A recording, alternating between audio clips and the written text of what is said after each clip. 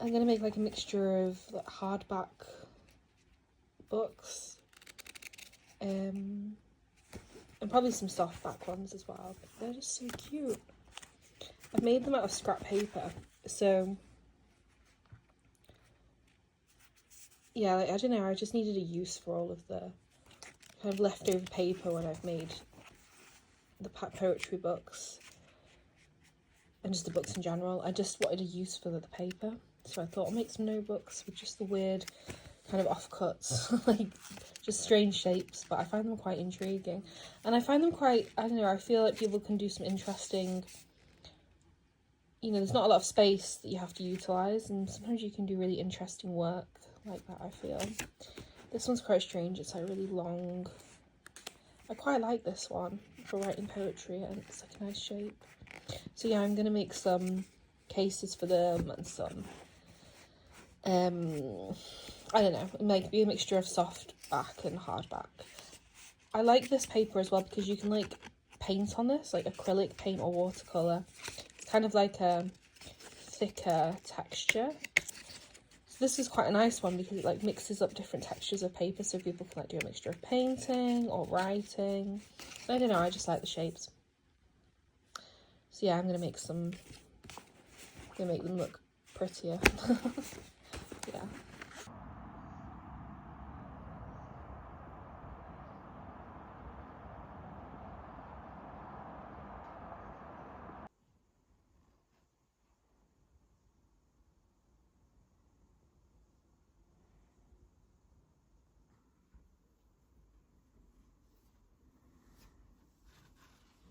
I was thinking of like maybe selling this, but I don't know. I like put it out today ready to take a picture of it, and then I just like, I don't know, I was thinking like all the memories come back, you know. I don't know if anyone else has clothes that they just can't get rid of. Like I don't fit in this anymore. I don't think I'm ever gonna fit in it ever again. It's such a nice shirt, but I just don't think I'm ever gonna fit in it ever again. Like my boobs are too big. My boobs aren't shrinking anytime soon. And but like I just feel like, I don't know, I just remember where I got it from. I got it from a bar in oh no, like, well, it's like, it used to be, it's not, it was like, it's now a bar, but it used to be a vintage shop called Rags to Bitches on Tib Street in Manchester, where I live. And yeah, I don't know, I just have memories of it. I saw it instantly in the shop and I was like, I'm buying that. And I think it cost me a tenner. Like, oh no, maybe it was a bit more expensive actually. I think it was like £20. But yeah, I just can't get rid of it. I've got loads of memories of like, it was always one of those shirts that it would save the day. If I didn't know what to wear, I knew this shirt with a pencil skirt and black heels, it would just look great. And I think I probably wore it probably like to go out all the time. Like it was just my go-to shirt for years and years and years. I think the last time I wore it was when I was about 29. But yeah, there's just so many memories in it. There's memories of just going out with my ex-partner into town and drinking cocktails. Memories of going on my own to this really nice Japanese restaurant in London. I don't know, there's like nice memories attached to it that I can't really get rid of. A lot to do with going out at night. I never used to wear it during the day. But I was thinking with this pattern, I was thinking I'd really love to be able to paint something, not the same, because, you know, I want to do something that's my style. But when I'm like, because I've been thinking recently about kind of making clothes again. I used to make clothes. That's actually originally how I got into bookbinding, because I just knew how to sew. But yeah, I've been thinking about it recently, and this shirt sort of like uncovering the shirt from my wardrobe, it was just shoved right at the bottom, just to sort of inspired me. Yeah, it's a shame I don't fit it in anymore, because I bought these really nice Jaeger vintage heels the other day from a vintage shop, and I was like, oh, that with like a pencil skirt would look so good. I love things like that. Just wanted to show you like this print I got. It's from a press called Earthbound Press, and they do like risograph prints. I published one of my books a while back and I was just buying a new one for a friend. But I bought this really beautiful print.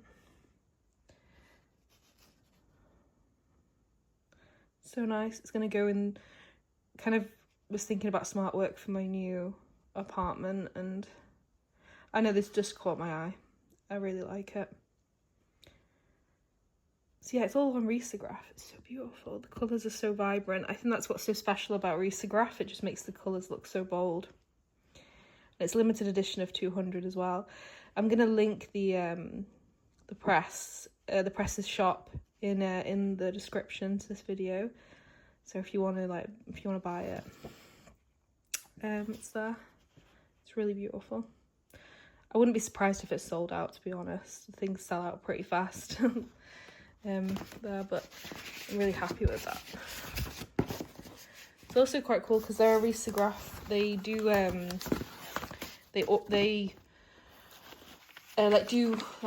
risograph. They like to order.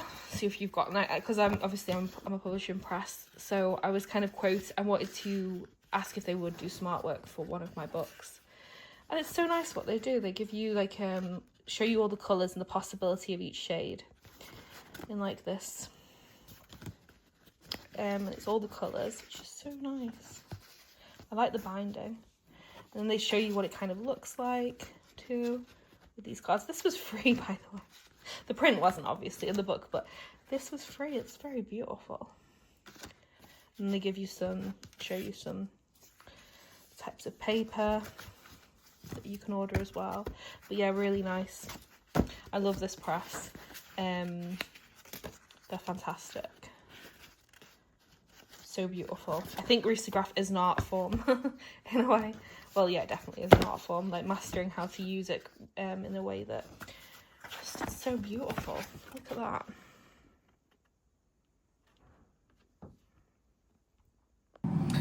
I'm just waiting for my samosa to cook, to heat up.